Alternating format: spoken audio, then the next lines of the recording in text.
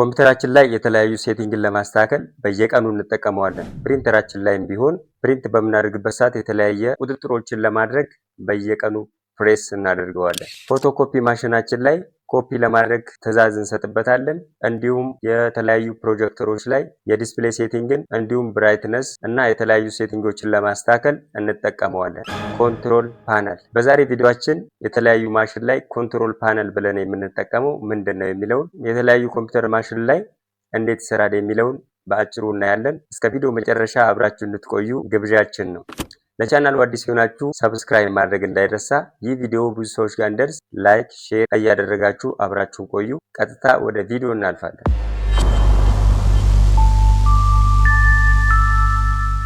እንግዲህ ኮንትሮል ፓነል የምንለው በኮምፒውተራችን ወይም በእኛ በማሽኑና በሰው ፍላጎት መካከል የሚሰራ ዩዘር ኢንተርፌስ ነው። ይህም ማለት የኛን ፍላጎት ለማሽኑ የምናስረዳበት እንድናስረዳ የሚያግዘን የሴቲንግ አይነት ነው ማለት ነው።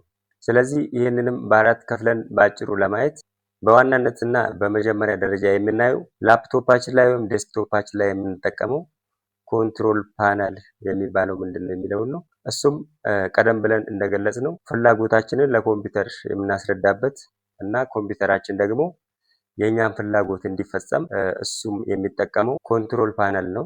ስለዚህ ቀጥታ ወደ ኮምፒውተራችን ሄደን እንዴት ከፍተን መጠቀም እንችላለን የሚለውን በቀላሉ ለማየት እዚህ ስታርት ምልክቷን ከነካን በኋላ ኮንትሮል ፓነል ብለን እንጽፋለን። ልክ እንዲህ መጻፍ ስንጀምር እንደምታዩት እችኛዋ ኮንትሮል ፓነል የምትለው ትመጣለች ማለት ነው። ስለዚህ ኤኒ ዊንዶውስ ኦፕሬቲንግ ሲስተም ስጭኑ በራሱ ይሄ ኮንትሮል ፓነል የሚለው እያንዳንዱ ዊንዶው ላይ አለ። እሱን አንዴ ክሊክ ታደርጋላችሁ። እንግዲህ እዚህ ጋር እንደምታዩት ሲስተም ኤንድ ሴኩሪቲ የምናስተካክልበት ለብቻ ቦታ አለ። ኔትወርክ ኤንድ ኢንተርኔት፣ ሃርድዌር እና ሳውንድ፣ ፕሮግራምስ እዚህ ላይ የምንጭናቸው ፕሮግራሞች፣ ኢንስቶል ትረብልሹት የምናደርግበት ቦታ፣ ዩዘር አካውንቶችን አድ ኦር ዲሊት እንዲሁም ፓስወርዳችንን የምናስተካክልበት ቦታ ነው። ይህ እዚህ ጋር የምታዩት የኮምፒውተሩ አፒራንስ እና ፐርሰናላይዜሽን የሚሰራበት ቦታ ነው። እንዲሁም ታይም ዴት ነምበር ፎርማት የምናስተካክልበት እና እንደምታዩት የተለያዩ ይሄ ኮምፒውተር እንዴት ዲስፕሌይ ይሁንልን ምን ምን ይፈጽምልን የሚለውን እያንዳንዱ ነገር እዚህ ጋር ነው የምናስተካክለው። እዚህ ጋር በካታጎሪ ነው እዚህ ጋር እንደዚህ ያስቀምጠው ቪው ባይ ላርጅ አይከን ብሎ ይሄ ሁሉ ኮምፒውተራችን ላይ ይሄን ዩዘር ኢንተርፌስ ተጠቅመን የተለያዩ ነገሮች የምናስተካክልበት ነው። በስሞል አይከን ብናየው እንደዚህ እነኚህ ሁሉ ኢንተራክት አድርገን የምንፈልገውን ጉዳይ የምንፈጽምበት ቦታ ኮንትሮል ፓነል ተብሎ ይታወቃል ማለት ነው። ለምሳሌ እዚህ ካታጎሪ ላይ መጥቼ ቼንጅ ዩዘር ብዬ አንዱን ዩዘር መርጣለሁ።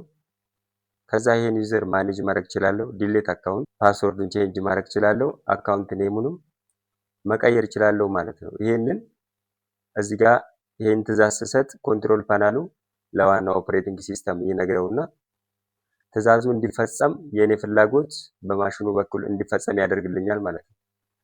ይህን ስራ የሚሰራው ኮንትሮል ፓነል እንለዋለን ማለት ነው። እያንዳንዱ ስራችንን ኮንትሮል የምናደርግበት ነው። ይሄ በኦፕሬቲንግ ሲስተም በኩል የምንፈጽመው የኮንትሮል ፓነል ስራ ነው። ስለዚህ የመጀመሪያውና ዋነኛው የኦፕሬቲንግ ሲስተም ኮንትሮል ፓነል ነው ማለት ነው። በሁለተኛ ደረጃ የምናየው የፕሪንተሮች ነው። የተለያዩ ፕሪንተሮች በተለያየ ሁኔታ ዲዛይን የተደረገ ኮንትሮል ፓነል አላቸው። እንግዲህ ኮንትሮል ፓነል ስንል አንደኛ እንደዚህ ኮምፒውተሩ ላይ እንዳየነው በሶፍትዌር ዲዛይን የተደረገ ሊሆን ይችላል። ወደ ፕሪንተሮች ስንመጣ ደግሞ በተን ናቸው። በእጃችን አክሰስ አድርገን ፕሬስ እያደረግን የፕሪንተሩን ስራ የምንቆጣጠርበት እሱም ኮንትሮል ፓነል ተብሎ ነው የሚጠራው። እንግዲህ እንደምታዩት እዚህ ፕሪንተር ላይ ፕሪንተሩን ለማስነሳት ፓወር በተን መጫን እችላለሁ።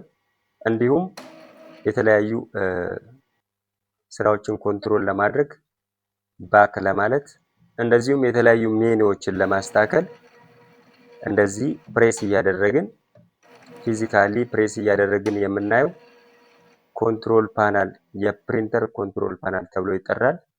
ስለዚህ ሁለተኛው ኮንትሮል ፓነል ፕሪንተር ላይ የሚገጠም ፊዚካሊ አክሰስ ማድረግ የምንችለው ኮንትሮል ፓነል ነው ማለት ነው።